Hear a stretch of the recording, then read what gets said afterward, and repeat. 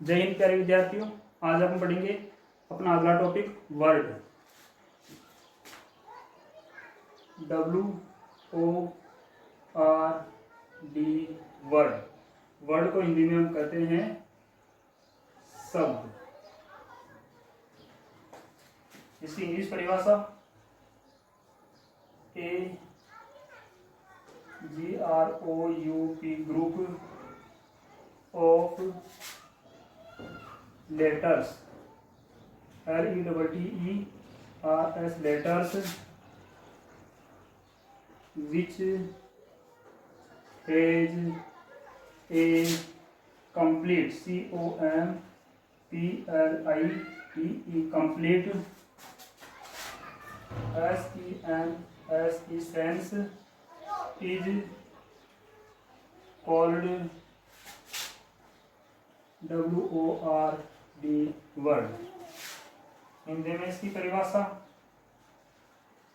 LETTERS letters या अक्षरों का एक ऐसा समूह है जिसका कोई स्पष्ट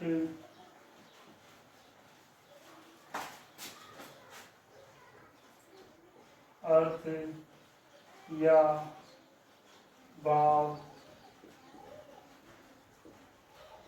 निकलता हो, उस अक्षरों के समूह को हम वर्ड या शब्द कहते हैं। फिर हम पढ़ेंगे TYPES types of WORD word या TYPES टाइप्स ऑफ SPEECH।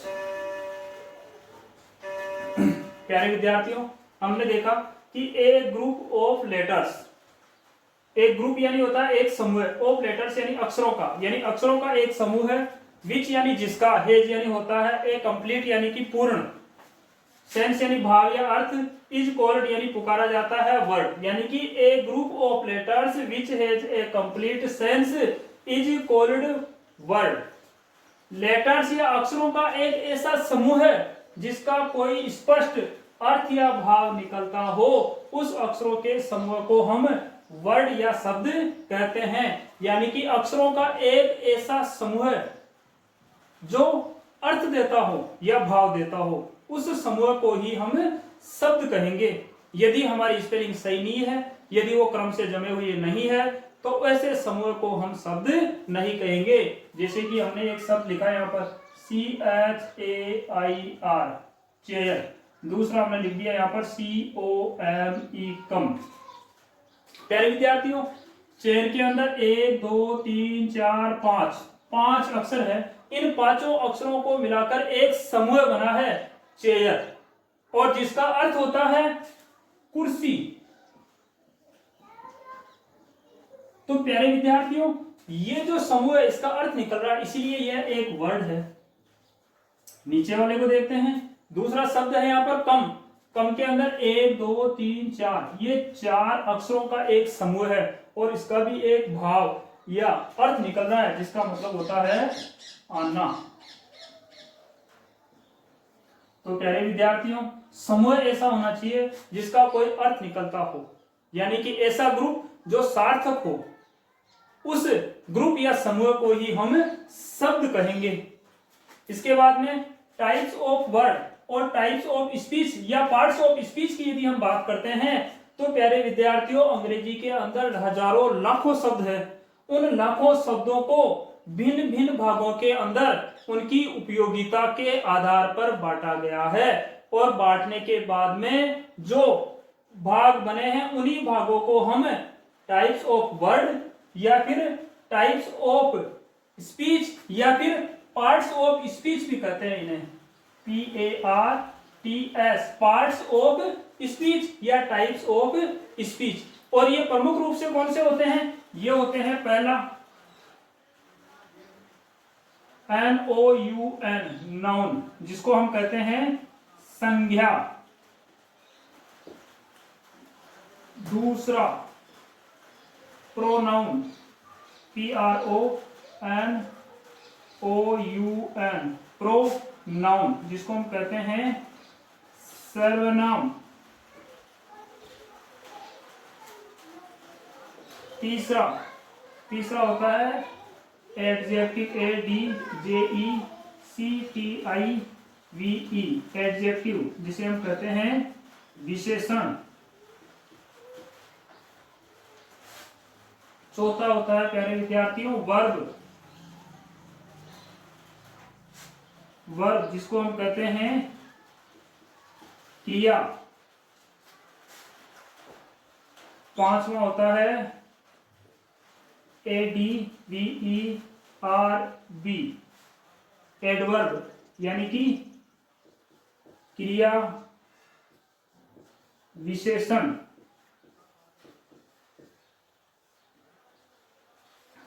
छठवां होता है प्रीपोजिशन, PREPOSITION, प्रीपोजिशन, यानी कि संबंध सूचक अव्यय। सातवां कंजक्शन, CONJUNCTION, कंजक्शन, जिसको हम हिंदी में कहते हैं संयोजन। आठवां INTERJECTION,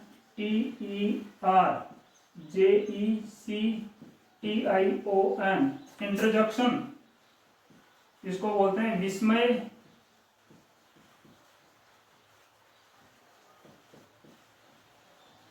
बोधन अव्यय।